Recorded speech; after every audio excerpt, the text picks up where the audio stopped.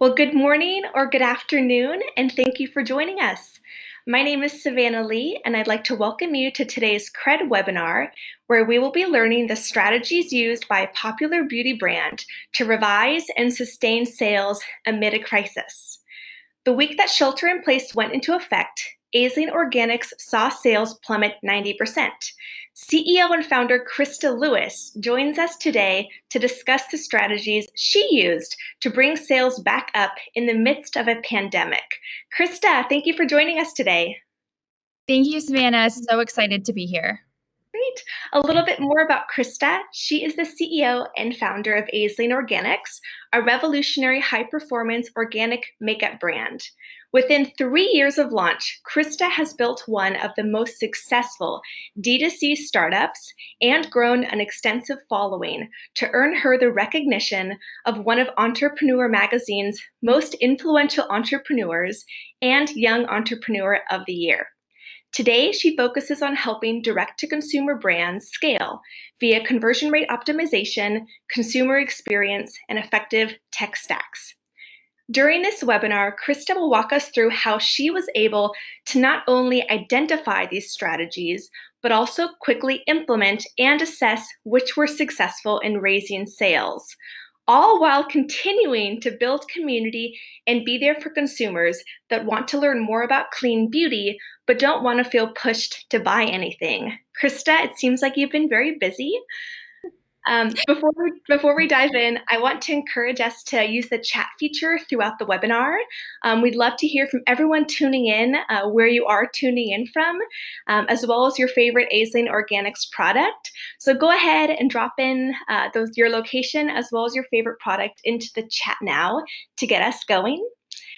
Also, we will have some extended time later for audience Q&A, so please drop in your questions in the chat at any time through the webinar, and we'll get to those questions later on.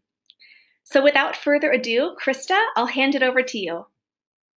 Awesome. Thank you, Savannah. Before I begin, I just want to reiterate that as a speaker, it's really important for me that the audience listening to my presentation walks away with tangible things that they can work on. So please ask those hard questions, because I'm not someone who just likes to speak about pie in the sky, this is how we did it, but something that you can't possibly do yourself. So that's where I like to get into the nitty-gritty, which is what we will do here.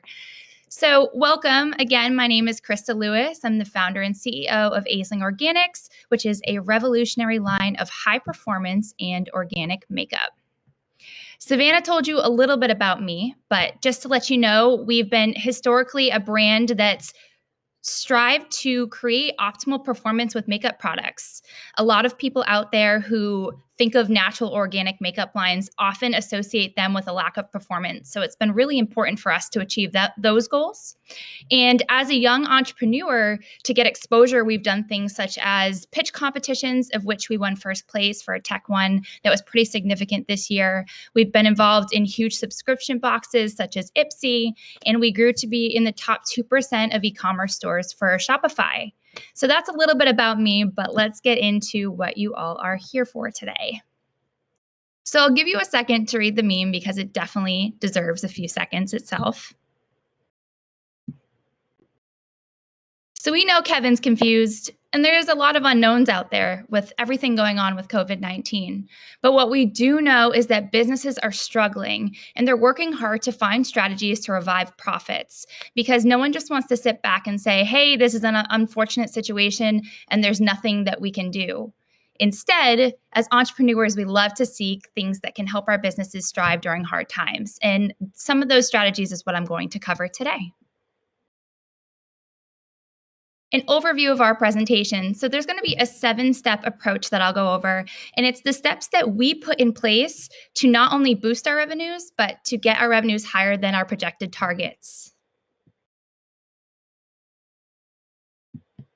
Our first strategy is buy now, pay later, or what we like to say, glam now, pay later.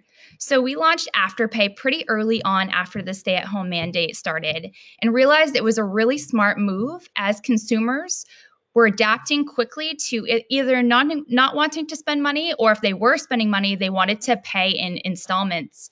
So with Afterpay, it allowed us to offer interest-free installments, which not only lifted our conversion rate, but it boosted our average order value for two reasons. One, because you have to make a minimum purchase of $35 to shop with Afterpay.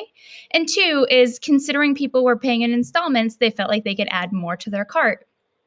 For those of you who are up to date with Shopify and their platform, they actually just released today on Shopify Reunite that they will be offering an installment payment processing option too with their own payment system, Shop Pay, later this year. So if that's something you're considering, no, Afterpay is certainly a great option, but Shopify will also have one too that you can consider, and there's many others out there. But either way, point being, consumers are really looking for those options right now. And while you might not want to lead with a system such as interest-free payments, it's something that you can either send in emails with promotions you can put on your website, you can use through paid acquisition or social media to get those consumers to feel more comfortable when purchasing with you. Our next strategy was discounts. Traditionally, Aisling isn't known to be a discount brand, and nor do we choose to be that at any point. But what I will say is that you really need to adapt as a brand to what your consumers want at a given point.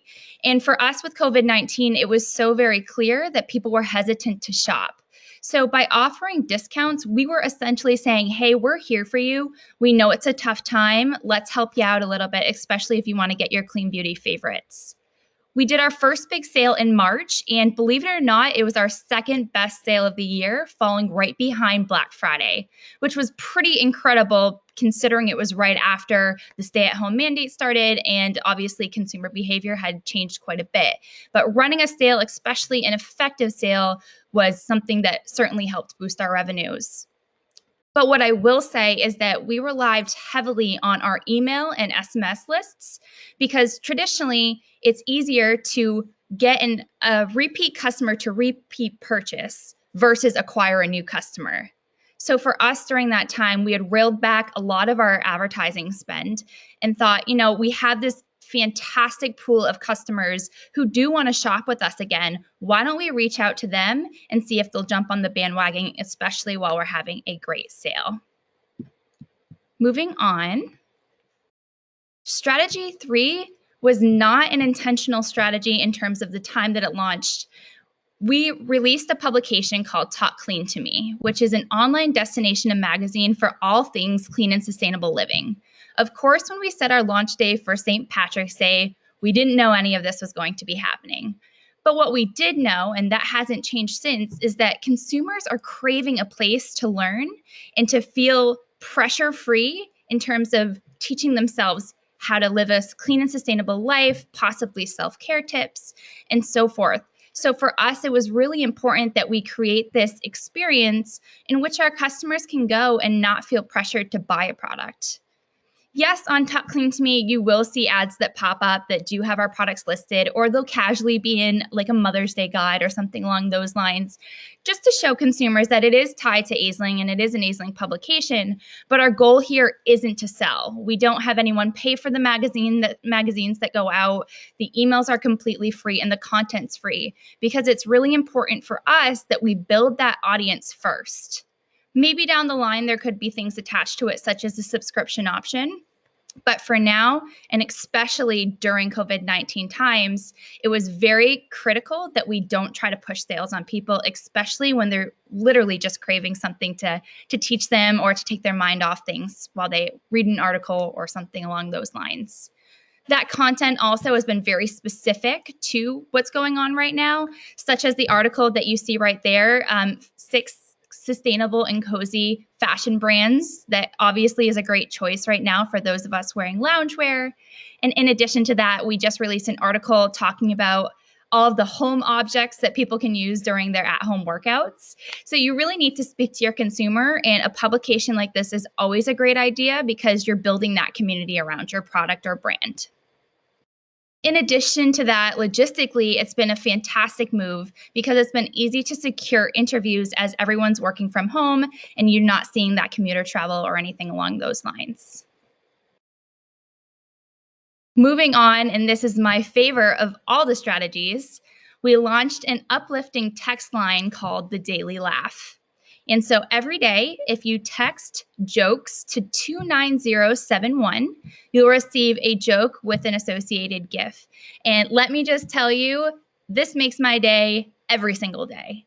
The jokes that we release are absolutely hilarious. And our goal is honestly just to make people smile. We don't send sales on that line. We're really not encouraging people to come and shop with us. We just really want to say, hey, we know it's a tough time. We're here for you, and we want to make you laugh. And we want you to associate laughing with Aisling. And that's what's so very important to us. So again, like I said, with Talk Clean to Me and some of our other strategies right now, it's not just about giving people a really attractive offer, but more importantly, having that content that helps them have this immersive experience with your brand and feel attached for more reasons than just your clean beauty needs or whatever the needs may be for your company. Strategy number 5 was probably one of the most important. Originally, we had railed back quite a bit of our ad spend, but as things moved on, we felt that it was smart to start putting back some of that budget in order to hopefully increase our traffic to our website. So we did start sending a decent amount of traffic there, but what's so crucial was the fact that we updated our copy to match what our consumers wanted. As I say right here in this slide, you really need to think of your audience first and think about where they're at and what they need to read at that time to get them to convert and to make that sale. And a great example is we wouldn't be creating an ad and say, hey, why don't you buy this beautiful red lipstick for your date night out? Because we know no one's going further than the living room. So instead, we pulled the angle of why don't you use our multi-stick when you have 5 minutes getting ready for your Zoom meeting? Because we know that that's a lot more authentic. It's something that will connect with our potential customers or current customers in retargeting. And it's certainly more timely than some of the ad copy that we would have used before. The part that I see brands go wrong is when they're not catering that copy to that customer. And it's just not relatable. And therefore, they're not going to click through and hopefully give you that purchase. Strategy 6 is gift cards with an incentive. I'm sure you've probably heard that brands are promoting gift cards right now because it's a great way to bring in some cash now to support you, but have those sales come in later. And for us, that couldn't be more true. However, we wanted to spice things up with having an incentive. So for every consumer that purchased more than $100 on our website, they received a complimentary Zoom session with me.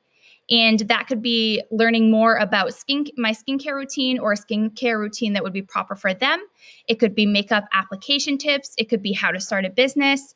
We really left it as an open book and whatever our consumers needed. And not only was it a great promotion to help boost gift card sales, but it helped me connect with our customers on a more personal level, which is what's so important to me as a direct-to-consumer brand, and I'm sure a lot of you out there, is making sure that you know those customers and you understand what they want out of you as a brand and what you can provide them. So it, one, increased our sales, but two, just reconnected me to the people that mean most to us.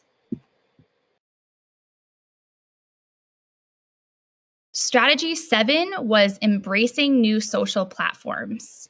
This has been fantastic for us as it's a timely period in which people are at home and they're either spending time on Snapchat, TikTok, Facebook, Instagram. Up until this point, Facebook and Instagram were certainly a big part of our marketing strategy, but TikTok wasn't. So we were pretty brand new when this thing hit to that platform. But what I will say is that it is growing like rapid fire, and it's been very strategic and smart of us to jump on that platform and to make sure that we're creating relevant content. And even early on, we've seen great success. We've had videos that reached over 500,000 views, 100,000 likes, hundreds of comments. These consumers are very engaged, while some of them might be young, but obviously other age groups are migrating to that platform too. So as a business, it's incredibly important that you jump on these platforms and start to gain that organic following even before you start to do paid ads on it. And that's something that's really helped us in terms of keeping our audience engaged. And finally, I just want to end with saying that there's always a silver lining with everything that happens to all of us in our lives. And this has been truly a silver lining for us to understand that sometimes you need to pivot your business. And sometimes you need to just take a step back and say, hey, is this the right path for us? Oftentimes we get in the daily grind of doing things, and before you know it, a year has passed, but we never have that time to take that step back and evaluate those strategies. So use this time as just that, a time to evaluate your business, try new strategies, hopefully some of the ones that I listed above, and really sit in a place of, how can we be a better brand and how can we innovate during these times? And that's all I have for you. I'm really hoping that we can jump into questions and get into the specifics of either the strategies that I mentioned or other things that people have on their minds. Absolutely, Krysta. Thank you so much for walking us through these strategies. It's really amazing to see how you and your team have been so flexible and really adapted to these uncharted waters and really made a lot of strides as a D2C beauty brand. So thank you so much for sharing those insights and really sharing your wisdom with us today. Absolutely. And we are going to move into a time of Q&A now. So for everyone watching, if you have not submitted your questions yet, please do so now in the chat, and we will get to those very soon. But Krysta, I'll kick us off with a few questions that I have. I'd love to hear more about how you landed on these 7 strategies to boost your revenue and kind of the thought process that went into securing these 7 strategies as the ones to pursue. Absolutely. That's a great question, Savannah. I'm someone who's very aware of my strengths and weaknesses, but also my knowledge base. So I find that it's incredibly important to always be learning, whether that's podcasts or Twitter. I actually learn a lot on Twitter, believe it or not, but being in, for us, the direct to consumer world on Twitter is really important. Mhm. And just business courses in general from some of the top leaders out there. And early on, I remember that first week that the stay at home mandate happened, we took a step back and we almost felt bad for ourselves. Like, oh, it's too bad we're in this situation. It's just possibly going to crush us. And after a couple days went by, I'm like, okay, this is not the direction that we need to be in or the right mindset. Like, let's take some time to figure out how we can pivot and get beyond this. And not only that, but possibly do better than we were doing with this situation. And through podcasts, as I mentioned, those other educational channels, and then just evaluating our business as a whole, we were able to come up with strategies to test. And early on, we did A/B testing with a lot of what I mentioned in this presentation, and that's what's proven to be successful for us. Of course, we did more than just the strategies mentioned here, but those were truly the winners. I think it's great and a great example, Krysta, of just you really taking your company and rising to the occasion of really seeing, okay, what are the opportunities here? And as you mentioned in your presentation, you really did take advantage of a lot of opportunities and found ways to really connect with your customers and really see this as an opportunity to really learn more about what your customers want and kind of what they're going through and learning how to relate to them just in a more elevated way. So I think that's great. One of our attendees also commented that she also loves learning from Twitter. I agree that people do share some great insights on there. So love that that's one of your kind of go-tos. Yes, it's fantastic. And Krysta, I'd love to have you expand more on the impact that Corona has had on your social media engagement, both organic and paid. It's a great question. We found that our audiences are very engaged on certain platforms. So for us, TikTok has certainly been that platform, possibly because we're a newer brand, possibly because we've been creating really great content for it, but also because I think that the hype is there. If you're not on that platform, you do need to get onto it before it's too late. And it's an easy time to really grow there. So not only has it been nice to see our consumers follow us on that platform, but also it's just been a place where people don't feel as much pressure as a business. At least it's hey, let's try X, Y, and Z and see if it works, versus we already know Facebook and Instagram has specific ways that we need to operate, and there's just more pressure around it. It's harder to do well on those platforms. That's a kind of a great point of knowing how to get creative in these times and really just taking the leap and trying some of these new platforms. Especially, I feel like TikTok has really been blowing up, especially during this time of people staying inside and getting really creative. So I think that's a great tip that Aisling really has kind of jumped in and is exploring another way to get creative on social.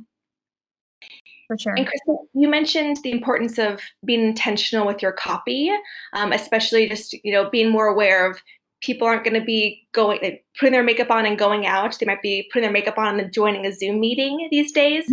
Yeah. So, what are a few ways that businesses can really engage, but also relate to their customers more on social media during this time of coronavirus? It's a great question. It's incredibly important that you're authentic during these times. I can't stress that enough. Mhm, Early on as a business, I almost felt like we had to do everything perfectly. And that was not only outside of COVID-19, but just in general. And very early on, I realized that's not what our customers want. They mhm, want authentic, they want to see our humor, they want to see who we are, the people behind the brand. And that's where I see other brands fall by the wayside because they get set in this locked in way of feeling like they have to do everything perfectly, which I have done too. I get it. But especially during these times where people are spending hours on these platforms, the only way you're going to stand out is if you create content that makes people stop and question.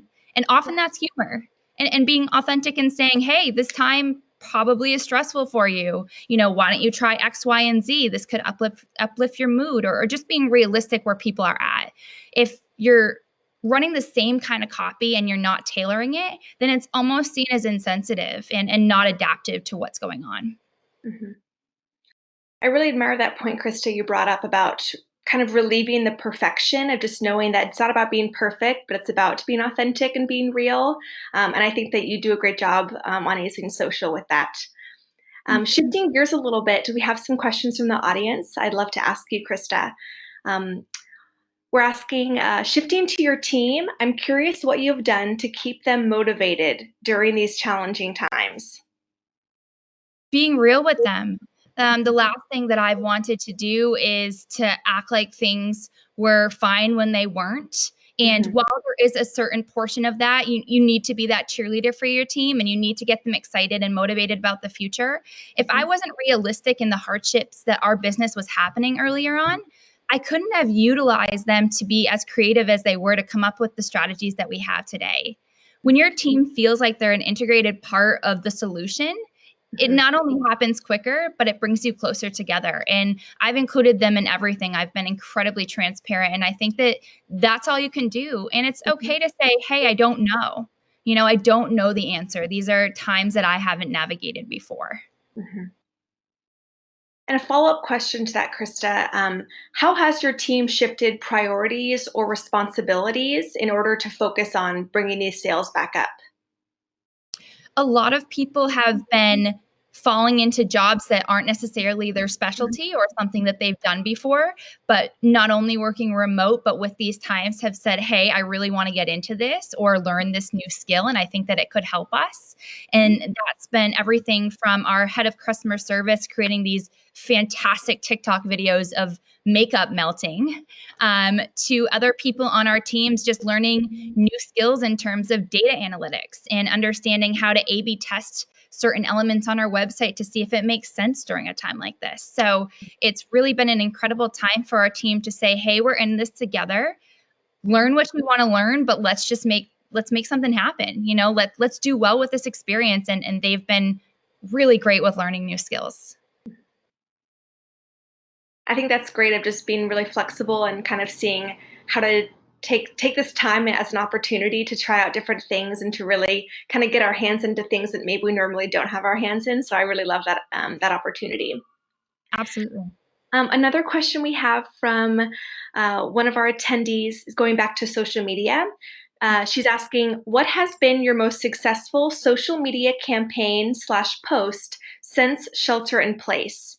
And what are the social trends you're capitalizing on? It's a really great question. Ironically enough, it's a video that I just mentioned. For whatever reason, people are finding comfort in destroying makeup right now. Destroying makeup seems to be what people want to watch. They want to see it in slow motion. They want to see a lipstick melted and then put back into place. It was very unpredictable, but for whatever reason, our customer base loves it. So I think that coupled with timely music, realistically, and just a sense of calmness has been effective during these times. Things that make people step back and just say, I don't know what I'm watching. This is really cool though, and it brings me peace for a couple of seconds. And that is what's really appealing to people right now, beyond the means of just honestly sending out educational pieces. Like, hey, you're probably wondering how to read labels as you're navigating your at-home self-care. Let us teach you how to do that in a way that's really digestible and something that you can jump on and feel empowered to use. And so those campaigns have also been really helpful for us. I know you just mentioned the idea of really putting people at ease and making them feel at peace. I think another part of an interesting strategy you shared was the daily laugh texts. I'd love to hear more about how you came up with that idea of sending out those daily jokes and really any inspiration that you came across in order to put this in place. Let me just start by saying they are hilarious. I could not have come up with better jokes if I tried. My head of email and marketing, SMS marketing, absolutely kills it. I don't know how she finds what she finds. So you need to go subscribe. But I, point I will. I will today, Krysta. you definitely need to. What I will say is that I'm very untraditional as a beauty founder in the sense that I actually have a really great sense of humor, and I want humor to wrap itself around everything that we do with our brand. It's seen a little bit so far, but you'll see more as we grow as a company. But I'm someone who starts our team meetings with a joke or a moment of gratitude, certain things like that to just help people all come down to the same level. And for whatever reason, one day I just thought, it would be great to send our customers jokes, because when I read a really good joke, it not only makes me laugh, but it makes my day. And yes, I might be the odd person out. Some people might not think that dad jokes are as hilarious as I do, but I think for the people that do, it could really impact their day in a positive way. So I ran it by my team as almost a joke, which 50% of the things that I run by my team, they ask me if I'm serious about. So, but this one was actually a joke that they loved, and we jumped on pretty immediately, and we've had a great response. Yeah, I think that's a really creative idea of just how do we uplift our spirits during this time. And I love that that was something that you've actually implemented as a strategy, and just showing that creativity and laughter really is good medicine. So I think that that's a really unique strategy, and I'm really encouraged by that. Thank you. Yeah, and going off of that, Krysta, I know that you really are you're very fun and you have a sense of humor as you imagined. Can you share with our attendees what you call your followers, or what you call Aisling's customers? Yeah, there are clean beauty queens. And I truly mean that in every positive sense of the word. They are queens at their finest, and they should be treated like queens. That's the other part of it. And I tell my customer service team that all the time. It's our customers are who make us what we are. And they're not just a customer to us. They are our family, they are our tribe, and they deserve a better name than just customer. So for us, just creating that term clean beauty queen has been something that helps them associate things with us in terms of our marketing, but also brings everyone together as a community. We have a VIP Facebook group for our Clean Beauty Queens. It's a VIP group, and it's been fabulous because it takes those core customers and it lets us chat with them, innovate with them, share tips with them. And it's been a great way to really harness that community and build off of it as a brand. I think that's great. I think it's a great way to start a unifier of your community, of just having kind of just an encouraging kind of name to really rally behind. So I love that idea. Thank you. And Krysta, can you share? We have a question about the number to get the jokes for Daily Laugh. I can drop it into the chat, but that'd be great if you would share that. That's probably the best way to do it, but I will reiterate it one time. You need to text jokes, JOKES, to 29071. Excellent. Awesome. Yeah, I know I will be signing up for that, so I'm sure we'll get a few more signups today. I think that Why not have a little bit more laughter in our day-to-day, and love to have it from Aisling. Why not? We have another question from an attendee. She's asking, as a newbie to clean beauty, can you share some products you recommend starting out with? Absolutely. One thing I want to mention before I dive into products is the fact that if you're new to clean beauty, you do not need to go out and switch everything. I mean, that would be one, ridiculous, but two, it'd be very expensive. And we don't expect that of our customers or anyone starting this journey. And not only that, but it's okay to have balance. It's Mhm. okay to not use everything clean right away. You don't have to feel bad or guilty about it. What I always love to suggest to our new customers is to replace things as you run out of them Mm. and replace the products that you use on the largest parts of your skin. So, for instance, your foundation. We use it all over our face, sometimes our neck, probably the largest amount of space on the skin than any other product that we do use besides a body lotion or something of that note. And what to remember is our skin absorbs everything that we put on it. So it's really smart to at least be starting with something that's organic. So foundation would 100% be the product that I would switch first. We are known for our foundation, but what I will say is that there are a lot of great brands popping up left and right for skincare too. And if you're going to buy, let's say, a clean foundation for us, make sure you're using a clean moisturizer because it defeats the purpose if you're using one or the other. And in regards to other great brands out there, I actually have a couple products right here. So one is Coco Kind. I love Coco Kind. I think that their face oils are incredible and a great base. And not only that, but they're fairly affordable. In addition to that, I use products like Josh Rosebrook for skincare. They have a great hydrating accelerator mist, which is also a nice newbie product because it's very easy to use. So I think that those are great in terms of deodorants. I mean, you can even go to Target now and find some really great options such as Smith's deodorant, which is also another favorite of mine. So again, I mean, if you want to follow up with me, I can certainly send you a list of my favorite recommendations. But there's some good products out there. So do your research, feel empowered by learning. It's not something that needs to be done overnight, and then switch as you run out. That's a really wise tip. I love the idea of just going, yeah, while you run out, try picking up more of a natural product, and kind of exploring more of clean beauty that way instead of feeling a pressure to just jump right in and spend a bunch of money. So that's actually really insightful. Thank you, Krysta. Absolutely. We have another question from the audience. She's asking, what is one shift in the business that you've had to make since the shelter in place, that was unpredictable, but that you will actually stick with in the future? Well, I think the daily laugh would certainly be the biggest one of that. Well, not only that, but Afterpay. I mean, Yeah. pretty much all the ones that I mentioned above were things besides the publication that we didn't intend on either promoting or offering as a company that we now will keep. So the daily laugh certainly will stay. Afterpay, it was a fantastic push to get that implemented because some of those apps can be a little bit tricky when you have a couple different payment processors. Mhm. But for us, that just gave us the push that we needed to make sure that we implemented it. So there's a million and five things that we've implemented since the start that we will likely keep in. And that's what I mean about a silver lining in a situation like this. Had this not happened, we wouldn't have created these strategies, and they're certainly going to boost our brand moving forward. Mhm. Another silver lining, I think hearing more about those Zoom calls you've actually been able to have with your customers, as part of that gift card incentive. I would love to hear what you've learned on having those Zoom sessions with your customers. What has been some of the most beneficial tips you've learned, or how have those conversations looked?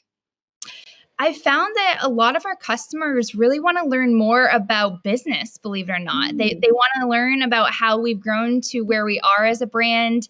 They're possibly interested in starting their own side hustles right now, or they're a young entrepreneur who just graduated but unfortunately is still home and they can't start their jobs until who knows when. So they have these gaps of time and are thinking about starting a new brand. And so a lot of it has been business related. But Mhm. what I will say besides that is that people just want to get to know me, believe it or not. And that's been a big disconnect as to what I expected out of these calls. But when you are the face of your brand, people want to know more, and they don't just want to know everything associated with makeup. They want to know who you are as a person. And that's another tip that I would offer to those brands who do have a face of the brand or a spokesperson, is the fact that once you take that step, you need to embrace it, because your customers will want to know more about you and your personal life too. And you got to be either okay with that and commit, or decide against it, because it's hard to be at an in-between of those things. I think that's great. And Krysta, you really do have a fabulous story of founding Aisling Organics at the age of 21. So kind of shifting gears for a question around that topic. Do you have any advice for young entrepreneurs whose companies are really being impacted by coronavirus? Any words of encouragement or words of wisdom to really motivate those young entrepreneurs during this time?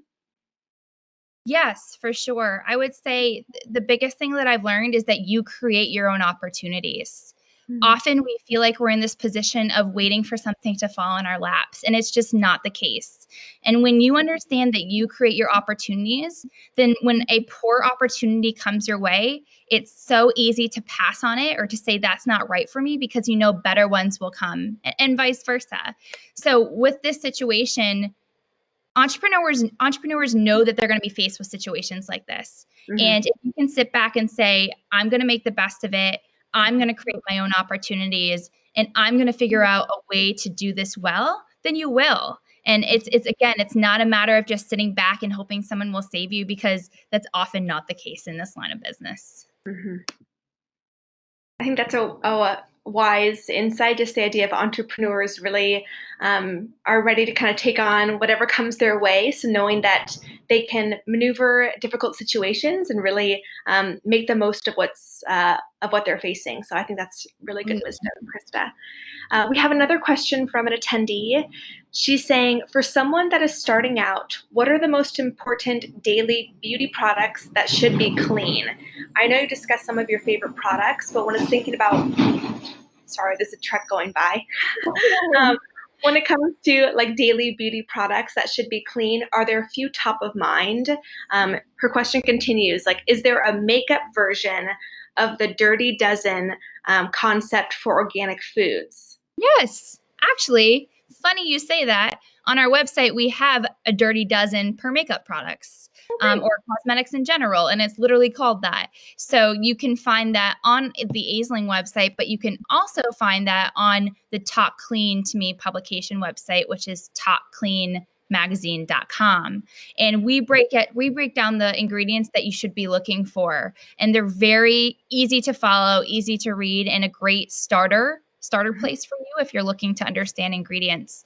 But in terms of products that should be clean, did she mean which one should you clean on a weekly basis, or which products in general, like categories, should be clean? I think categories, like which are the most important beauty products that should be clean? Gotcha. Well, what I would say is, again, the products that you're using on the largest parts of your skin. So your skincare, your foundation, and then your deodorant would be the top three.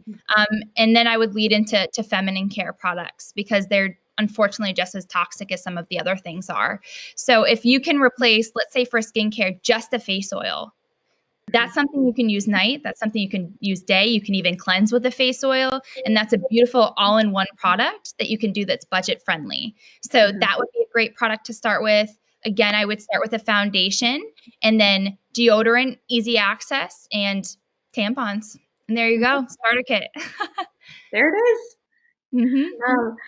Well, I'm going to share a couple more questions with you, Krysta, but for anyone watching, we still have time for a few more questions. So if you do want to drop them into the chat, please do so now. But Krysta, going back to the Talk Clean to Me, can you share more about the inspiration of how to start kind of this media arm of your company? I don't know if there's another brand that you got this inspiration from. I'd love to hear more of the backstory. There's a couple main reasons why we started Talk Clean magazine, or Talk Clean to Me magazine. And one of them would be, if I could do anything over, it would be creating an audience before I launch a product. If you launch a product first, then you find yourself almost backtracking and trying to find the people that resonate with what you're doing, versus the influencers, which are a great example out there, who create that audience first, and then whatever they launch, they already have that key audience that wants to buy from them. So for us, it was taking a step back and saying, it's costly to pay for consumers online, whether it's Facebook advertising, Instagram, and so forth. So how can we build this community of people who really care about what we're doing, but organically? Because that's the point. We don't want to pay for the customers to read this magazine. We want people who actually want to learn more and love this content. So that was one key driver. The second thing is, business-wise, we've been finding that there's a lot of pros to creating a media branch to your brand. A great example, which is certainly not super relevant to what we're talking about here, would be Barstool Sports.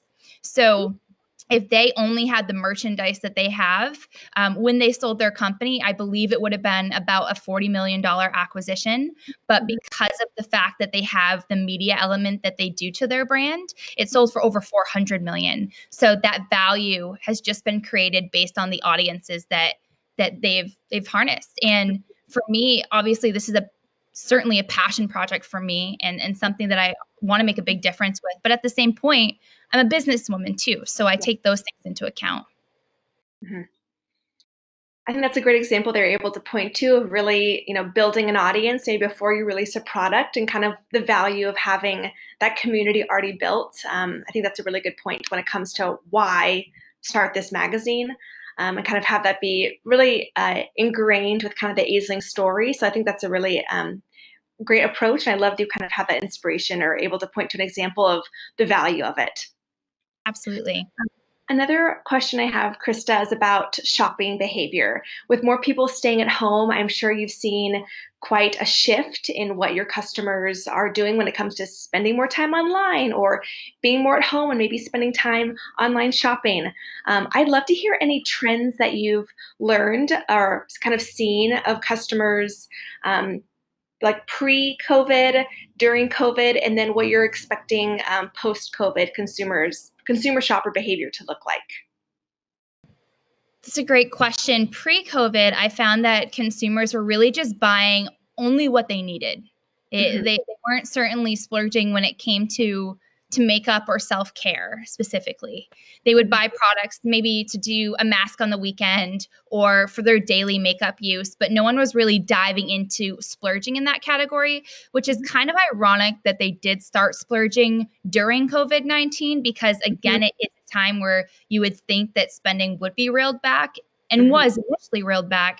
But honestly, what I think happened is people got their stimulus checks and were like, hey, I wanted to do some healthcare here, and that is including X, Y, and Z. So I'm going to increase my spending.